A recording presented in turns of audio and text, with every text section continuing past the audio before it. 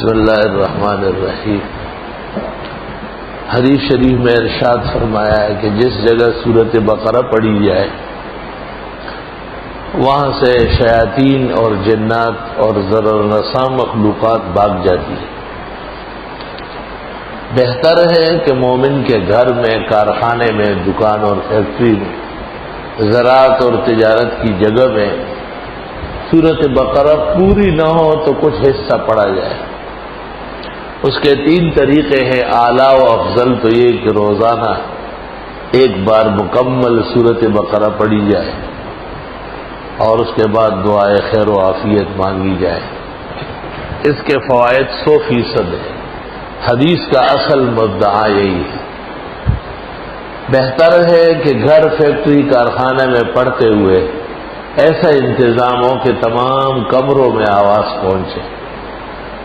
جہاں جہاں سورۃ بقرہ کی تلاوت کی آواز پہنچے گی وہاں سے جنات، سحر و عصیب کے موکلات اور دیگر مخالی کے ضرر رساں کوچ کرتی جائے گی۔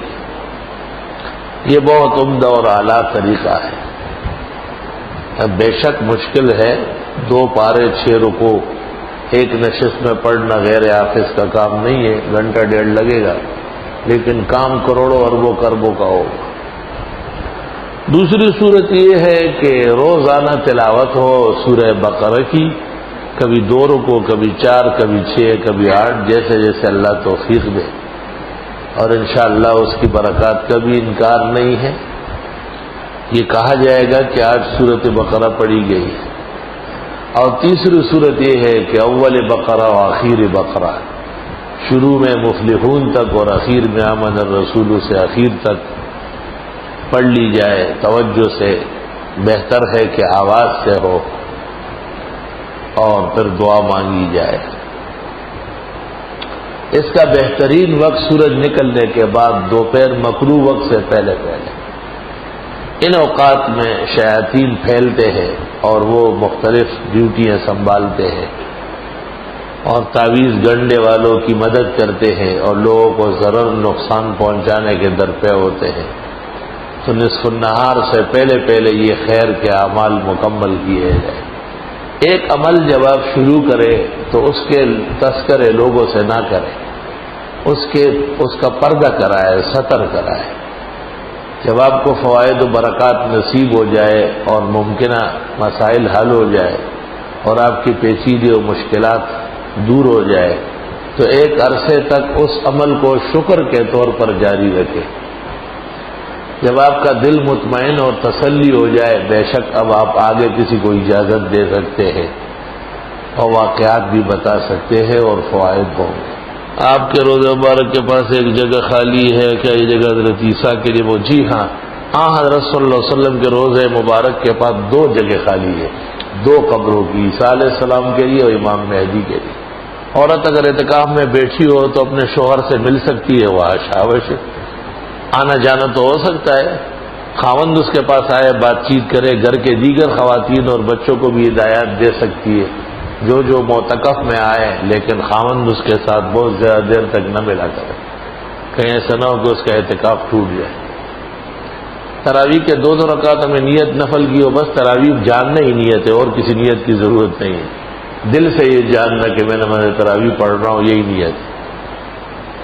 لا الہ کا ذکر میں محمد رسول اللہ بھی پڑھتے ہیں؟ نہیں، صرف لا الہ الا اللہ، وہ ذکر کا حصہ نہیں ہے۔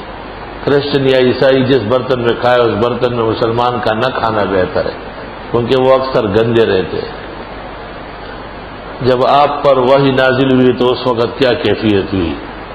سردی لگ رہی تھی اور پسینے بھی چھوٹ رہے تھے، وہ زملونی زملونی فرماتے تھے۔ عرض یہ کہ کیا یورپ ممالک میں سود لینا جائز ہے؟ نہیں، یہ غلط مشہور ہے۔ مسلمان سے سود نہیں لے سکتا۔ کفر کے ملکوں میں چونکہ کافر مسلط ہے، انہی کا راج و حکومت ہے، مسلمان مجبوراً سود دیتا ہے، اس کی معافی آئی۔ میرے والد اور میرے بڑے بھائی میں نوکری کرتے اور میرے پتہ چیز دنوں سے علیل ہے، وہاں دادا اچھے والد وہاں پر اس وجہ سے آفس نہیں جا رہے تھے، اس دوران بھائی کچھ غلطی ہو گئی تو یہاں پر بہت پریشانی ہو گئی۔ حضرت گزارش ہے کہ میرے بھائی کی صحت و نوکری کے لیے اچھا اللہ خیر کرے۔ میرے چچا جمعے کو 3 منزل مکان کی چھت پر گر گئے. رات کی ہڈی 3 جگہ سے ٹوٹ گئی. شوگر، دماغی عارضہ ہے. کل صبح آپریشن. اللہ صحت شفا. الحمدللہ رب العالمین. نستغفرک اللہم و نسألک السلام علیک. لا الہ الا اللہ وحدہ لا شریک لہ لہ الملک و لہ الحمد وعلی کل شیء قدیر. بیماروں کے لیے صحت شفا کی دعا فرمائیں.